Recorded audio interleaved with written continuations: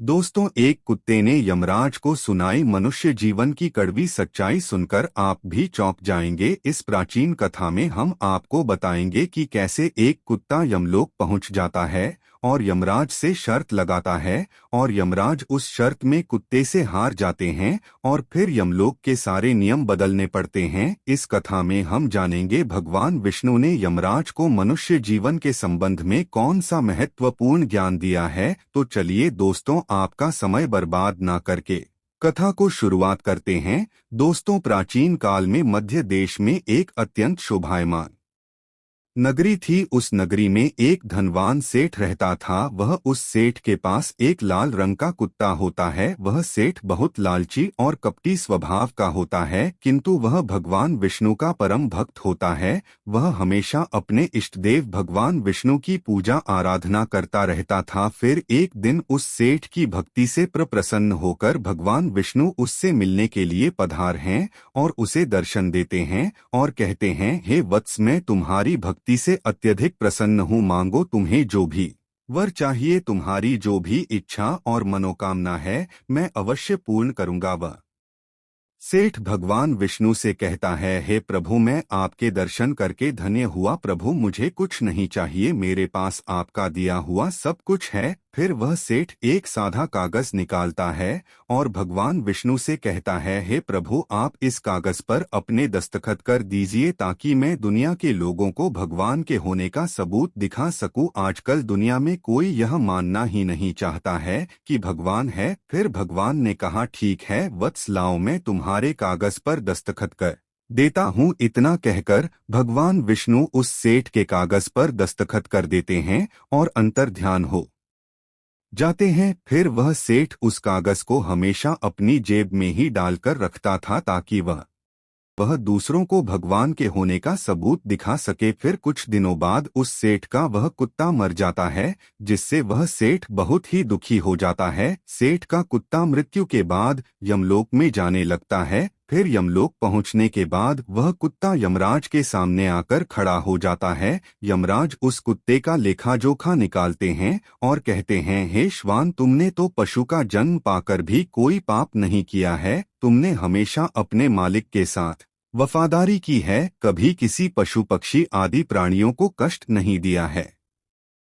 तुमने अपने सभी काम बड़े ईमानदारी के साथ किए हैं। हे श्वान, एक कुत्ते का जन्म पाकर भी तुमने कोई भी घृणित कार्य नहीं किए हैं, इसीलिए तुम्हारे सभी जन्मों के पाप अब नष्ट हो चुके हैं। हे श्वान, अब तुम बताओ, तुम किस लोक में जाना चाहते हो? तुम जहाँ चाहोगे वहाँ तुम्हें भेजा जाएगा। तुम जिस प्राणी का जन्म चाहते हो वह जन्म भी तुम्हें दिया जाएगा। हम तुम पर बड़े ही प्रसन्न हैं। शीघ्र बताओ, तुम्हारी क्या मनोकामना है? फिर वह कुत्ता बोलने लगता है, हे धर्मराज, आप चाहे मुझे नरक में भेजो या स्वर्ग में, मैं कहीं पर भी जाने के लिए तैयार हूँ, लेकिन मेरी आपसे विनती है कि मैं जिस भी स्थान पर रहूँ, मैं किसी मनुष्य के बंधन में ना रहूँ, मुझे किसी मनुष्य की गुलामी ना करनी पड़े और ना ही मुझे मनुष्य का जीवन चाहिए। आप कृपा करके मुझे कोई उचित स्थान प्रदान करें। कुत्ते की बात सुनकर यमराज आश्चर्यचकित होते हैं और सोचने लगते हैं कि मनुष्य का जीवन पाने के लिए तो देवता भी तरसते हैं, फिर यह कुत्ता मनुष्य का जीवन ना देने की कामना क्यों कर रहा है? फिर यमराज उस कुत्ते से कहते हैं, हे श्वान, तुम मनुष्यों से इतना द्वेष क्यों करते हो? मनुष्य का जन्म पाने के लिए तो बड़े बड़े देवता भी तरसते हैं, पृथ्वी पर तो मनुष्य का जीवन ही सर्वश्रेष्ठ है। फिर क्यों तुम मनुष्य का जन्म नहीं पाना चाहते हो? इससे पहले तुम्हें कभी मनुष्य का जीवन नहीं मिला है, शायद इसीलिए तुम मनुष्य जीवन के फायदे नहीं जानते हो। तुम एक बार मनुष्य का जीवन प्राप्त करके देखो, तुम्हें पता चलेगा कि उसके कितने फायदे हैं। यमराज की बात सुनकर वह कुत्ता कहता है, हे धर्मराज, मैं जानता हूँ कि मनुष्य का जन्म कितना अनमोल है, लेकिन मनुष्य बड़ा ही स्वार्थी, धूर्त, कपटी और चालाक होता है। जब वह अपना मतलब देखने लगता है तो सही गलत सब कुछ भूल जाता उसकी तृप्ति किसी चीज से नहीं होती। सारे संसार का धन भी उसे मिल जाए तो भी वह संतुष्ट नहीं रहता, उसकी भूख कभी नहीं मिटती है। मनुष्य बड़ा ही असंतोष होता है, वह अकारण ही दुखी रहने लगता है और दूसरों को भी दुख देने लगता है। मनुष्य मुझ जैसे बेजुबान जानवरों को अपना गुलाम बनाकर रखता है और अपना काम निकलवा रहता है। इतना ही नहीं, मनुष्य तो भगवान को भी धोखा देता है। इसीलिए मुझे मनुष्य जन्म नहीं चाहिए। यमराज कहते हैं, हे श्वान, यह तुम क्या कह रहे हो? मनुष्य भगवान को धोखा भला कैसे दे सकता है? तुम जरा बताओ, मैं भी तो जानूं। फिर कुत्ता कहने लगता है, हे धर्मराज, मनुष्य जब मंदिर में जाता है तो स्वार्थी मन से भगवान की पूजा करता है। भगवान से कहने लगता है, हे भगवान, मेरा यह काम बना दो, मैं इतने पैसे चढ़ाऊं, दान धर्म करूंगा, भंडारा करूंगा, गरीबों को कपड़े दान करूंगा। लेकिन जब उसका काम पूरा हो जाता है तो वह सब कुछ भूल जाता है। आगे बढ़ने की होड़ में वह अपनों का ही शोषण करता रहता है, एक दूसरे की टांग खींचने में लगा रहता है। ना खुद ऊपर उठने का प्रयास करते हैं, ना दूसरों को उठने देते हैं, ना चैन से खाते हैं, ना खाने देते हैं। अपना काम बनाने के लिए दूसरों को धोखा देता है और उसकी धूर्तता तो देखिए, वह भगवान को भी लालच दिखाकर अपना काम बना लेता है। जब काम पूरा होता है तो कहता है, भगवान के पास तो सब कुछ है, मैं उन्हें क्या दे सकता हूँ? इस प्रकार से कहकर वह अपनी बात से मुकर जाता है। हे यमराज, इंसानों के बुरे कर्मों को गिनाते गिनाते मैं थक जाऊंगा, किंतु उसके बुरे कर्म समाप्त नहीं होंगे। उसकी चालाकी के आगे तो देवता भी कुछ नहीं है। कुत्ते की बात सुनकर यमराज कहते हैं, हे श्वान, माना कि इंसान बहुत चालाक है, लेकिन वह हम देवताओं को मूर्ख नहीं बना सकता, क्योंकि हमारे यहाँ जितने भी जीव आते हैं उन्हें हम ही दंड देते हैं। उसने पृथ्वी लोक पर कितनी चालाकी क्यों ना की हुई हो, उसे मृत्यु के बाद यही आना पड़ता है। सभी इंसान यहाँ पर आकर हमारे सामने रोते हैं, माफी मांगने लगते हैं, नरक जाने के भय से और मेरे भयंकर रूप को देखकर थर-थर कांपते हैं। सभी मनुष्य हमारे अधीन रहकर ही काम करते हैं। फिर वह कुत्ता बोलता है, हे धर्मराज, आपके पास जितने भी मनुष्य आते हैं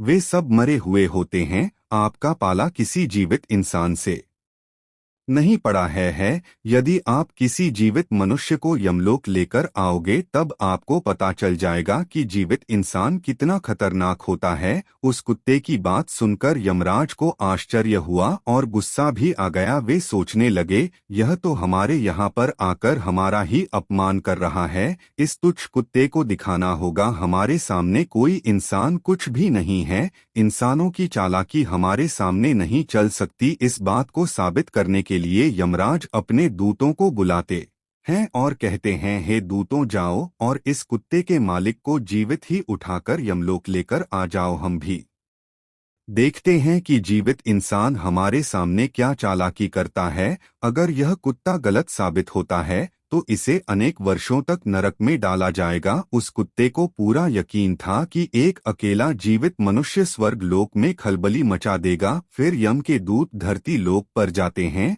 और उस कुत्ते के मालिक को अर्थात उस सेठ को चारपाई के साथ उठाकर यमलोक ले जाने लगते हैं। तभी बीच रास्ते में उस सेठ की नींद खुल जाती है और वह देखता है कि दो अत्यंत हरपुष्ट सींगों वाले यमदूत उसे चारपाई के साथ उठाकर यमलोक ले जा रहे होते हैं। वह सेठ उन यमदूतों से पूछने लगता है, हे यमदूत, क्या मेरी मृत्यु नींद में हो चुकी है?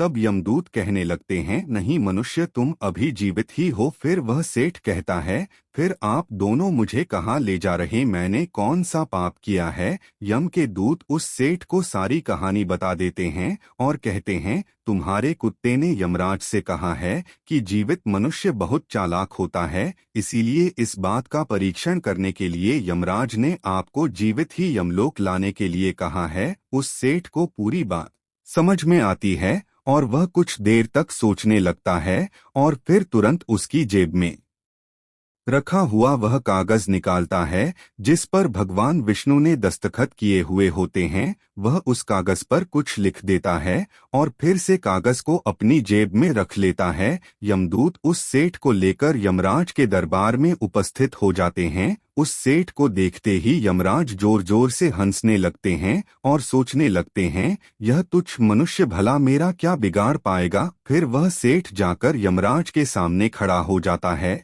और अपनी जेब से वह कागज निकालकर यमराज को देता है। जब यमराज उस कागज को खोलकर पढ़ने लग तो वे तुरंत ही सिंहासन से उठकर खड़े हो खुद उसके स्थान पर खड़े हो जाते हैं, जिसे देखकर यमराज के सभी दूत चौंक जाते हैं। सोचने लगते हैं, यमराज यह क्या कर रहे हैं, एक मानव को अपने सिंहासन पर बिठा रहे हैं। यह जरूर कोई पहुंचा हुआ इंसान लगता है। वह सेठ अब यमपुरी का राजा बन जाता है। यमराज भी उसका आदेश मानने के लिए विवश हो जाते हैं। फिर वह सेठ सिंहासन पर बैठते ही यमलोक के सभी कानून बदल देता है और यमराज को ही यमलोक के द्वार का पहरेदार बना देता है। फिर वह सेठ सोचने लगता है, जब मैं मर जाऊंगा तो मुझे भी यहाँ पर आना पड़ेगा और मेरे पाप कर्मों के कारण मुझे भी नरक में डाला जाएगा। इसीलिए उस सेठ ने नरक में पड़े सभी प्राणियों को स्वर्ग में डालने का आदेश दिया और नरक का द्वार हमेशा के लिए बंद कर दिया।